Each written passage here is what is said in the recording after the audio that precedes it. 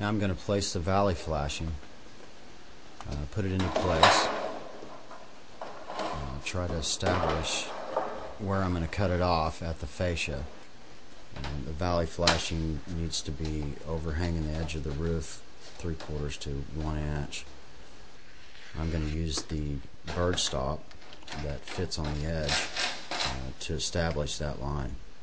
Notice that the bird stop has a 1/4 inch down turn, which is a locator lip that sets against the drip edge. This automatically positions the bird stop with a 3/4 inch overhang.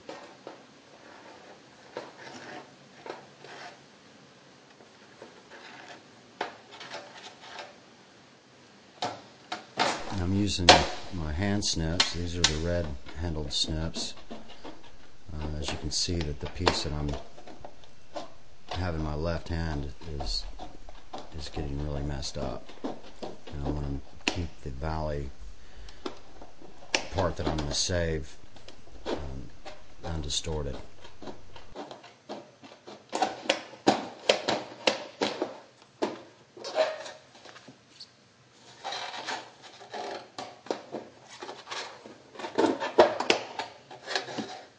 Now when I'm coming from the left side of this, I'll use the green handled snips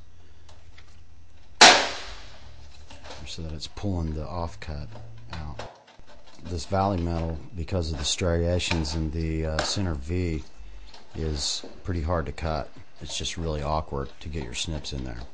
Metro requires you to use snips or a shear to cut this valley metal, or any of our metal, as opposed to a circular saw. A saw typically will generate heat and make the metal prematurely rust.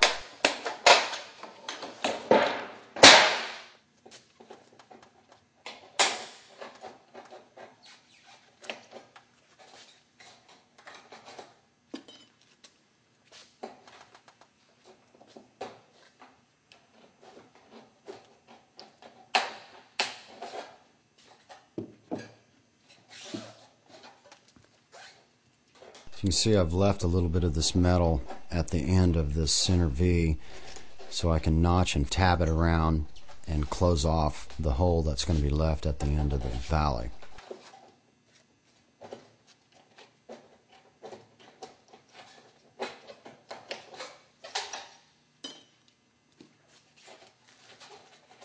I do this so visually from the ground you can't see a hole at the center of this valley, and also it keeps insects and wasps and stuff from going up in there.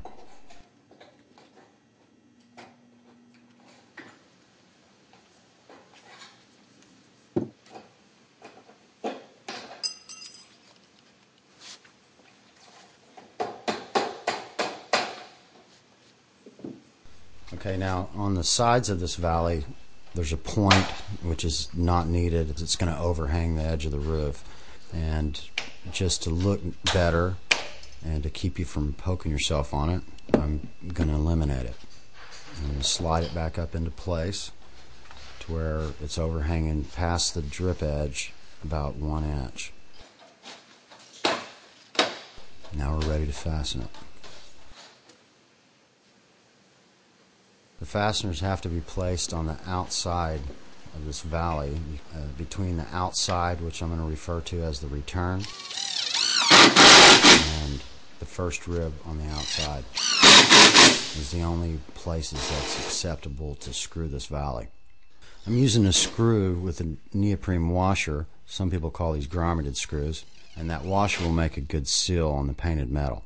On the rest of the roof we're going to use the 2.5 inch screws that have no washer at the top of them. It's unneeded against the stone coating. These screws are spaced 1 foot apart on center. On the right side of the roof, the valley extends past the ridge. Now I'm going to mark the center of the ridge and add a couple of inches. I'm going to cut the excess valley off.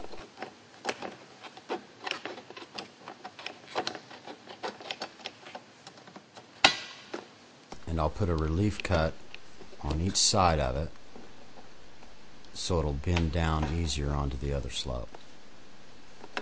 Now I'm going to use my hand benders to start this bend, and I'll have to complete it with my hammer to get it to bend over well. And this is all going to be covered up at a later time, so I'm not worried about the wrinkles in this metal. Again, I'm putting fasteners into it to hold it secure at the top.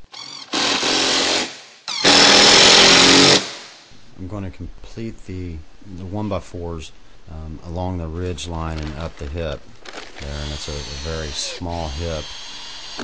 It's not something you're typically going to find on a real house. Now on the right side of this valley, I've stopped the 1x4 at the side of the valley and extended the 2x2 over it, not making any more penetrations into the valley.